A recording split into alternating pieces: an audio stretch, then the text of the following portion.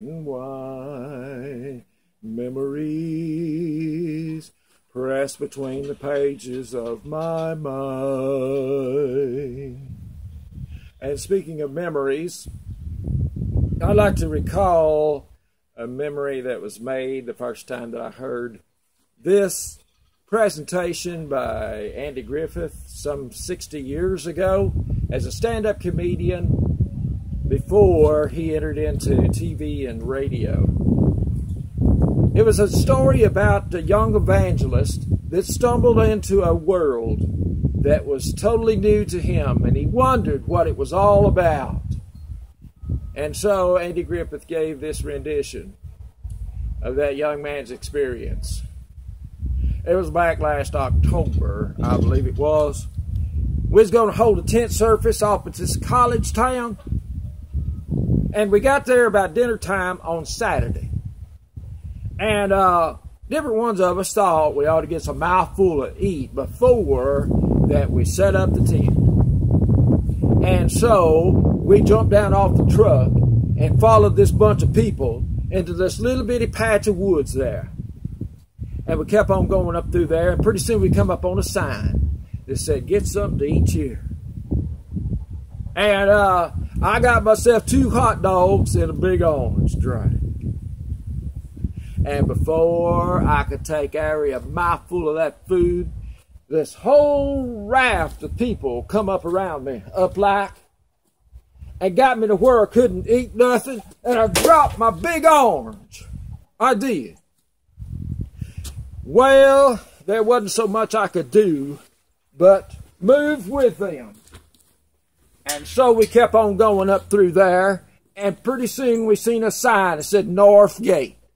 We went on up through there and kept on going through all kinds of doors and gates and I don't know what all. And pretty soon we come up on a young boy, and he said, "Ticket, please." I said, "Friend, I don't have a ticket. I don't even know where it is I'm going." "Well," he said, "come out as soon as you can." And I said, "Well, I'll do her. I'll turn right around the first chance I get." Well, we kept on moving up through there, and pretty soon everybody got where it was that they was going, 'cause they parted, and I could see pretty good. I could. And I looked down there, and I seen this whole raft of people sitting on these 2 banks and looking at one another across this pretty little green cow pasture. But someone had taken and wrote white lines all over it and drove posters in it, and I don't know what all. And I looked down there, and I seen 4 or 5 convicts running up and down and blowing whistles. And then I looked down there, and I saw these pretty girls in these little short dresses and dancing around. And so I thought I'd sit down and see what it was that was going to happen. Well, I got sat down good, and pretty soon I looked down there, and out of one end of this outhouse, great big outhouse, I saw 30 or 40 men come running out wearing construction hats. And everybody on the other bankful, they got up and hollered. And about that time, I looked down at the other end of that outhouse, and 30 or 40 men in them helmets come running out. And this side, they got up and hollered. And I looked to the fella sitting beside me, and I said, "Buddy, what is it that they're hollering for?" Well, he whopped me on the back and said, "Buddy, have a drink." I said, "Well, I believe I will have another big orange." And so I got up and went and got it, came back, and sat back down. I still wanted to see what it was going to happen down there. And then I looked down there, and I seen that those men had gotten into 2 little bunches real close together.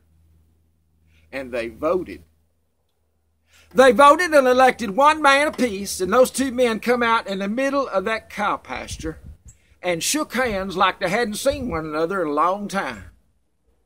Well, pretty soon I seen what it was as odd man and four. It was that both bunches full wanted this funny-looking little pumpkin to play with. And I know, friends, that they couldn't eat it because they kicked it the whole evening and it never busted. Well, as it turns out, one bunch of them men got that funny-looking little pumpkin to play with, and it made the other bunch just as mad as they could be. And I seen, friends, the awfulest fight that I'd ever seen in my life. They would run at one another and kick one another and throw one another down and grind their heels into one another and I don't know what all. And as soon as one would get hurt, they'd tote him off and run another one on. Well, they did that as long as I sat there.